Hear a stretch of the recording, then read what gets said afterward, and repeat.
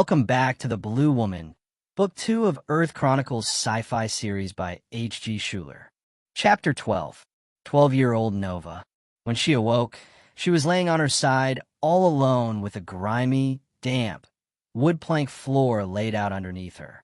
Rolling on her back, she feels a stickiness clinging to her as she forces herself to a sitting position. She clenches her hands over her knees while the smell of stale, lingering air floats motionless around her. Scanning her surroundings, she sees a dirty, abandoned cabin, half-stacked with colorless magazines and faded, disintegrating newspapers. In the kitchen, if it could be called that, are numerous old pots and pans, a rusted set of knives, and a good deal of litter and junk. Deep within her stomach is a growing, murky sense of being lost. It's mixing with hunger and fatigue as she tries to remember how she ended up here.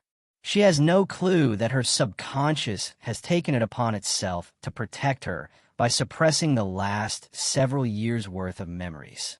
Since she was 9, she has withstood the torturous treatment of child cruelty. Now her mother has abandoned her, thrown her away like another piece of refuse in the cabin. On their way out west, Renee and her drug dealer boyfriend had stopped the car when they saw the old run-down cabin. They were getting out of town before the police caught up with them and needed once and for all to rid themselves of Nova. But first they had beaten her within an inch of her life and given her what they thought were enough sleeping pills to kill her. They carried her limp body from the car to the cabin, thinking it would become her grave. Unsteadily, and on the edge of consciousness, she walks out of the cabin into the early light of day. She doesn't make it far before sitting. Across the street, a grass field angles downward, spreading out, forming a beautiful valley.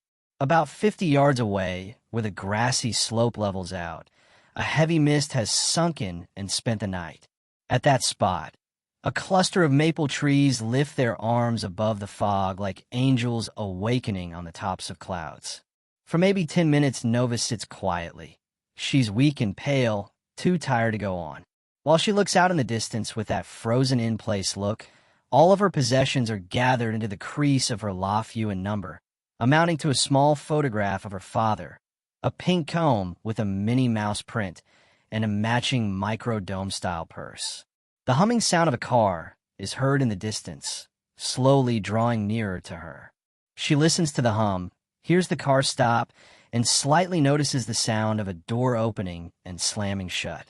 Anxious footsteps can be heard scuffing the side of the road. When they stop, she can feel someone looking down at her at the top of her head. "Do you need help?" Although she recognizes the voice of a man, she doesn't make out his words. It's more like an imaginary whistle has been blown to get her attention. She lifts her head and immediately sees his green eyes, the same color as her father's. Due to her exhaustion, she doesn't answer right away. Instead, she notices him staring at her with a sort of serene suspicion. "Didn't you hear me? I asked if you needed help." He spoke slowly, softly, concerned because she sits tranquil, seemingly uninterested in life. Nova gives a very faint smile, draws in a deep breath, and allows it to push the words out. "I think the time I needed help is past, mister." She falls backwards into a patch of grass, too weak to sit up. Drawing another deep breath, she continues, "I think I'm dying." The man races back to his car, opens the door, and, out of the corner of her eye, she sees him snatching something up. Once back, he places a hand under her head and lifts. "Here, drink this. It'll make you feel better." He tilts up a neon blue bottle of Gatorade. He's grinning as she guzzles it down. Afterwards, he helps her sit up. She's not talking, so he just watches her eyes. They are piercing blue and look as if they are seeking words to say. Slipping his hand into his pocket, he pulls out a phone and checks the time. "Do you know how long you've been out here?" Still he's getting nothing. She looks past him, far down the road where it curves away, and gives an empty stare. She seems to be listening to something extremely far away. For a moment, he looks too, then looks back at her, wondering if she's subconsciously trying to tell him that something bad has happened to her. At her age, he knew that the situation was not of her doing. In his mind, he's sketching the picture of a deserted girl. The picture of a girl that doesn't realize or even have a clue that she's been deserted. She's not even blinking, looking but not really seeing, listening but not really hearing. What has happened to her? What kind of people would do this? He keeps thinking, then realizes he's on the verge of biting his tongue in two. It's not your fault, you know. Your mother and father are what they are. Your life is still in front of you, so no matter what, you must keep loving them. After all, they gave you your existence. What happens now is not up to them. He didn't intend to avoid his responsibility toward her. However, he realized he needed a little time for the shock and surprise of finding her to wear off. She's not really making out his words. They appeared as distant music seeming to invite her silent participation. Again, she sees him, a stranger watching her. She thinks how sharply dressed he is, with a white button-up shirt and red tie, and that he has a beautiful nose, straight and pointed. It makes him look smart. She wonders about a small, white scar next to his mouth, how it somehow is adding to his handsomeness. He has an athletic, slim figure and droopy, pretty eyes with a glow in them. In fact, there was a glow in his entire presence that was appealing. "Do I know you?" she asked. "Why are you still here?" He helps her drink more of the Gatorade, while at the same time trying to think what to do next. "No, we don't know each other. And I'm sorry, but you'll just have to put up with me for the time being." She could tell he was in deep thought, as if fragments of something serious were floating around in his bewildered brain. Just then the sun crest over the nearby hills, throwing scattered light through the limbs of several oak trees. The light shoots across the road, hitting brightly across his back, making him appear to glow. The unusual light confuses her. "Are you an angel?" she said faintly. The sight of him reminded her of a little old house at the end of the street where she grew up. It was sun-parched to a dull gray, deserted, and was along her route to school at the beginning of an apple orchard. Each morning on her way to school, the sun would do the same thing it was doing to the stranger now. She had always considered the house more spirit than wood and bricks, and now, looking at the stranger, she wondered if he was an angel come to check on her. "I'm going to stay here till you get your strength back, if that's okay." Feeling a small surge of energy, she lifts her head higher, sitting up a little straighter. But she doesn't stop there. She places her legs under herself and leans forward on her knees. "Suit yourself, mister. It's a free world." Of course, I say that without really believing it, but you know what I mean. While saying this, she notices that he has on freshly ironed khakis and tan leather dress shoes. The shoes were sparkling clean with a glossy finish and giving back a dull reflection of herself. "You a doctor or a lawyer or maybe a preacher?" "No, but my mother would have loved it. Your doctor interpretation, or is it insinuation?" Anyway, she always wanted me to be a doctor. As it is, I'm none of the above.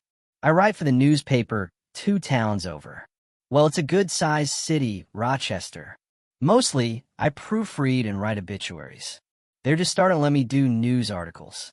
That means I'll be doing some field reporting, which I'm looking forward to. But what I'm really trying to do is finish my first book. You like to read? Yes, I like stories that bring me someplace else. What's your name? My real name? Or the name everybody calls me? She shrugs her shoulders. I guess what people call you in your real name. My real name is Pete Navarro. My friends like to call me Peppermint because when I was growing up, I always had some with me, couldn't stop eating it. I still like it, just not as much. You feel better now? I think so. Yes. What's your name? She hesitates. Nova. My name is Nova. He reaches out his hand. Good to meet you, Nova. She takes his hand by the tops of his fingers and shakes. Good to meet you, Peppermint. Nova, how did you get here? I don't remember. She points back behind her across the street. I woke up in that cabin over there. Is that so? Yup, it's real dirty inside. That's because it's been abandoned for about 20 years now. My grandmother used to live there. When I was growing up, I spent part of my summers there. It's the reason I take this road to work. It's a little out of my way, but it brings me back, makes me remember. I had some fun times exploring those woods. While talking, he realizes there are signs of physical abuse on her arms. Some old wounds, and some fresh ones that haven't completely healed up. She notices a tinge of worry come over his face. "Do you want to help me? Is that why you stopped? Is that why you stayed, Peppermint?" He doesn't answer right away. Instead, he looks away for a few seconds, focusing on the valley. Little by little, he turns his head back. "Truth is, you took me by surprise. Say, I normally have breakfast at a cafe in a town not far from here. It's about a 20-minute drive." He looks at his phone. "There's still time. Would you like to have breakfast with me?" She nods her head yes. "Then let's get you in the car. Do you think you can stand up? Can I have pancakes?" "Of course, whatever you like." "Then I can stand." In her excitement, another small surge of energy hits her. Leaning forward, she props herself on his side, and with his help pulls herself up. The sun now broke over the top of his shoulders, lighting up her face. He clearly sees more signs of abuse, bruises he hadn't noticed earlier. Her face was pale, marred with bruises, and her hair unbrushed and rumpled. Even so, her smile was like a rose. While helping her to the car, her eyes were fixed on the far reaches of the sky. The day was heating up, and a white glaze was already covering the edges of the horizon. As they drove, she was thinking what the town and the people he was bringing her to would be like. She was hoping it would be like in her dreams. The people startlingly kind, the town distinctively clean, the buildings colorful and bright. Something in Peppermint's demeanor made her believe it would be so.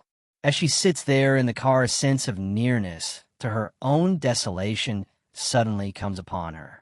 In a striking visual, she remembers how close she had come to death. It was only brief, like a streak of light flashing and disappearing, but it blurs her vision and makes her physically weak again. She has the feeling that if Peppermint hadn't come by and found her, the world would have slipped out from under her feet. Sitting quietly, she feels like a bird with a broken wing, but with a deep sense of appreciation. She stood in the street after they had gotten out of the car, half-dazed and weakened by her ordeal. Still, she felt a lightness of heart for Peppermint. Looking at him gave her the needed strength to walk into the cafe. Once inside, all of her fears quickly dissipate as she listens to the happy chatter of people going about their day. During breakfast, they talked little, instinctively eyeing each other instead. The incident at the old cabin was never brought up again. Before driving into Rochester where he worked, Peppermint brought Nova to the sheriff's office in the small town of Pittman, where child services were contacted. She was placed in a temporary home where she remained for several months before bouncing in and out of multiple homes. Eventually, she turned 18 and the insanity was over. By that time, she had finished high school and was entering college under a government grant. The state of New York subsidized everything else until she graduated. She then went to work for a picture framing shop in Rochester, thinking it would only be temporary. 3 years later, she met Logan. The subsequent years after her abandonment, she only saw Peppermint a few more times.